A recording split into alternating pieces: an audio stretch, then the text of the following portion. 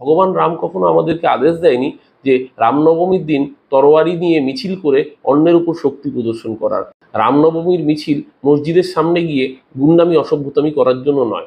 রাম প্রজা পালক ছিলেন, আর এই অসভ্য বর্বর বিজেপি এরা প্রজা দমনকারী। 100 परिवारों के बीच में एक हिंदू की बात तो दूर करिए, 100 मुस्लिम परिवारों के बीच में 50 हिंदू सुरक्षित रह सकता है क्या? नहीं रह सकता। उत्तर प्रदेश में मुसलमान सबसे ज्यादा सुरक्षित है, सबसे ज्यादा सुरक्षित है। अगर हिंदू सुरक्षित है तो वह भी सुरक्षित है। দেখুন, যোগী আদিত্যনাথ তার যেটা স্বভাবসিদ্ধ কাজ সেটাই করেছেন। হিন্দু এলাকায় মুসলমান সুরক্ষিত, মুসলমান এলাকায় হিন্দু সুরক্ষিত, এসব না ভেবে যোগীজি যদি ভাবতেন যে বিজেপির অঞ্চলে, মানে বিজেপি যখন দেশের ক্ষমতায়, তখন ভারতবর্ষের বেকার যুবকরা অসহায় অসুরক্ষিত, তাহলে বোধহয় সত্যি সত্যি বেকার যুবকগুলোর কপালে কাজ জুটত, পেটে ভাত জুটত। মোদিজির আমলে যে মোদিজি বলেছিলেন বছরে 2 কোটি বেকারের চাকরি, 10 বছরে 20 কোটি বেকারের চাকরি হয়ে যাওয়ার কথা ছিল, উল্টে নতুন করে 20 কোটি বেকার তৈরি হয়েছে, সিএমআই এর তথ্য বলছে।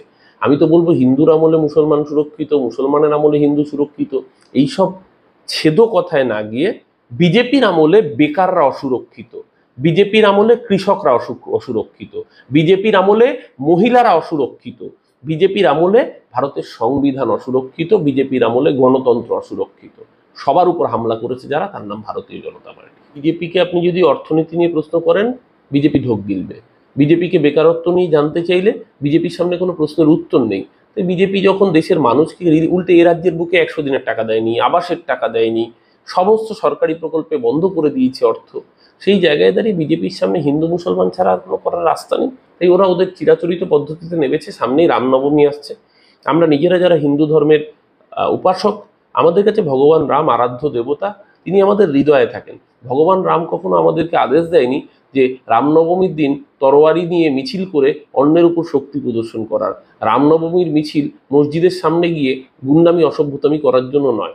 রামনবমীর মিছিল ভগবান রামকে হৃদয়ে রেখে তার পুজো করবার, প্রয়োজনে রামচরিত মানস পাঠ করবার, রামায়ণ পাঠ করবার এবং মানুষকে ভালোবাসা, সৌভ্রাতৃত্বের বার্তা দেওয়া। ভগবান রাম প্রজা পালক ছিলেন, আর এই অসভ্য বর্বর বিজেপি এরা প্রজা দমনকারী, এরা আদানি আম্বানির পালক, দেশের সাধারণ মানুষের উপর দমন পীড়নকারী শক্তি।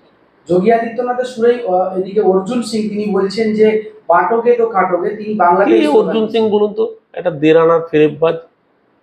এরা এমপি হয়ে বলেছিল যে সংবাদ পাঠক তিনি প্রশ্ন করেছেন, আপনার তো দুহাতি সমান চলে, আপনি নাকি সব্যসাচী। বলছে হ্যাঁ, আমার দুহাতে মেশিন চালাতে পারি। আরে সাংসদকে কি মেশিন চালানোর জন্য লোকে পার্লামেন্টে পাঠায় নাকি? ওকে কলম চালানোর জন্য পাঠায়, যে পেনে লিখে চিঠি করে তার অঞ্চলের উন্নয়নের জন্য কাজ আদায় করে আনবে। দিয়েছে ব্যারাকপুরের মানুষ কান মোলা দিয়ে। এই অসভ্যতামি গুন্ডামির দিন বরদাস্ত করেনি ব্যারাকপুরের মানুষ। পার্থভৌমিককে জিতিয়েছে মমতাদি অভিষেকের প্রার্থী হিসেবে, একজন শিক্ষিত রুচি সম্পন্ন মানুষকে জিতিয়েছে। একটা গুন্ডা ক্রিমিনাল মাফিয়া অর্জুন সিংকে ঘাড় ধাক্কা দিয়ে ব্যারাকপুর থেকে বিদায় করেছে। ও আগে নিজের অঞ্চল সামলাক, তারপরে বাংলা ভাবে।